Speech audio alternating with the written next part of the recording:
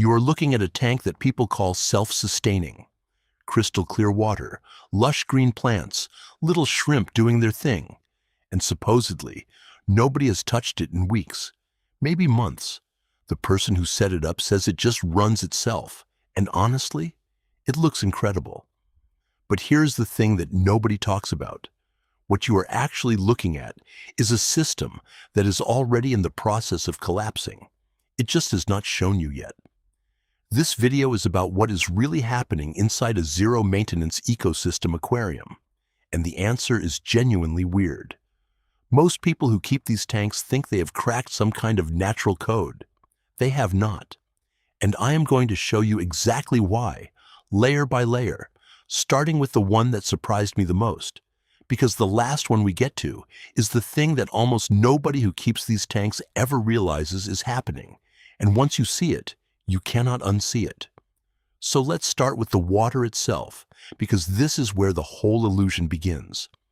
When you look at a sealed ecosystem jar and the water is clear, the natural assumption is that everything is fine.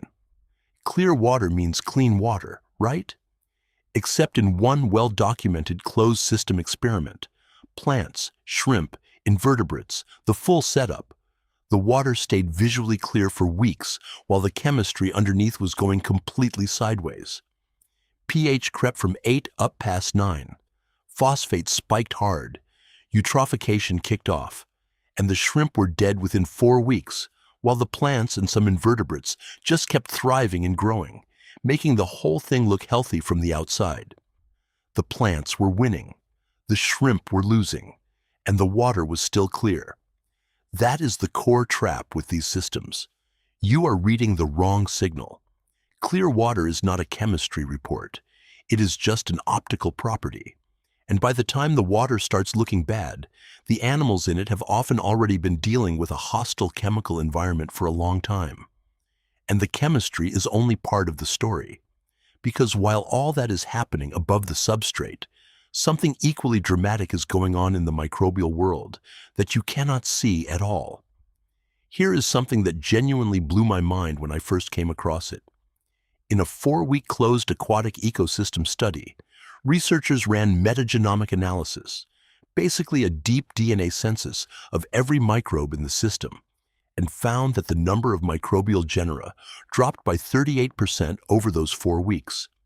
Not only that, but the top 10 most abundant microbial genera at the start were almost completely replaced by a different set by the end.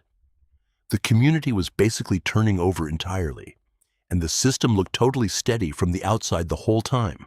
So, what you call a stable ecosystem jar is, at the microbial level, a rapid extinction and replacement event happening on a loop. The faces change constantly. The chemistry shifts with every new dominant organism, and none of that shows up in a visual check. This is why the "it looks fine" test is genuinely dangerous for animals living in these systems. Now, I want to come back to something I mentioned earlier, that thing about who is actually winning and losing inside a sealed tank, because it gets stranger the deeper you go. Keep that in mind, because we are going to get there. First, let's talk about oxygen, because this is the one that can literally break glass. Most people who build ecosystem jars think about oxygen in a pretty simple way. Plants photosynthesize during the day, produce oxygen, animals breathe it, everyone is happy. The reality is that oxygen dynamics in a sealed system are violent in a way that hobby-level testing almost never catches. During the day, dense plant and algae growth can push oxygen levels extremely high, well above what fish and invertebrates are comfortable with. Then, at night, when photosynthesis stops but respiration keeps going, oxygen can crash to dangerously low levels. The daily average might look fine. The nighttime window might be killing things slowly, and it gets more extreme than that. In one experiment, when dense algae photosynthesized in a nutrient-rich sealed container with a small headspace, internal pressure climbed to around 800 millimeters of mercury above atmospheric pressure, enough to crack the glass. The assumption that oxygen and CO2 perfectly balance each other out in a sealed system was, in that case, simply wrong. There is actually a reason the air gap at the top of an ecosystem bottle matters more than most people think. Research on closed aquatic systems shows that per unit volume at room temperature, roughly 30 times more oxygen partitions into the gas phase than stays dissolved in the water. So that little bubble of air sitting above the water is not decoration. It is the primary oxygen reserve for the entire system. Shrink it, and you shrink the safety margin dramatically.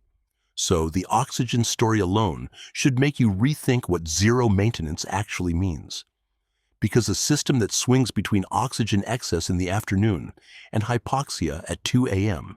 is not a stable system. It is a system that is stable on average and dangerous in the margins. And here is where I want to bring it back to the animals, because this is where the fish and shrimp welfare angle gets really uncomfortable. If you are running a low-maintenance or no-maintenance tank, the enrichment question matters more than most people realize. A recent aquaculture review found that physical, sensory, dietary, and social enrichment can measurably reduce chronic stress in fish, improve species-typical behavior, and genuinely support welfare. The catch is that the simpler and more hands-off a system gets, the less enrichment it tends to offer. Static layout, no flow variation, no feeding interaction, no structural complexity that changes over time. That is the exact opposite of what enrichment research recommends for fish welfare. And in a system where the chemistry is also slowly drifting into hostile territory, you are stacking chronic chemical stress on top of chronic environmental monotony. Your fish are not thriving in a natural paradise. In a lot of cases, they are just tolerating a slowly worsening situation with nowhere to go. Now, if you have been watching this channel for a while, drop a comment right now and tell me, have you ever run a low-maintenance tank and noticed something off that you could not explain? I read every single one, and I want to know what you have seen. And if this kind of deep dive content is your thing, subscribing means you will not miss the next one, because we go places most fish channels do not.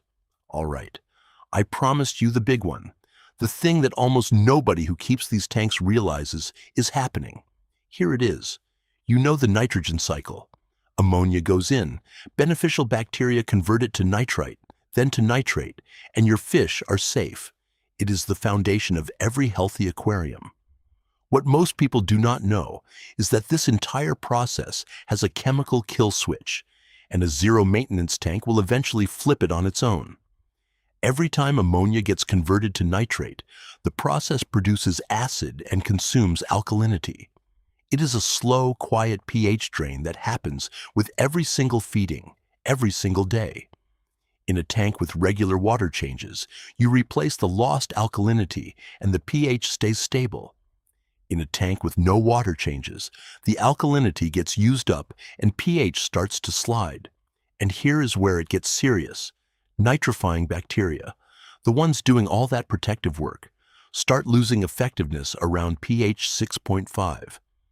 By the time pH hits 6, their activity has dropped by roughly 90%.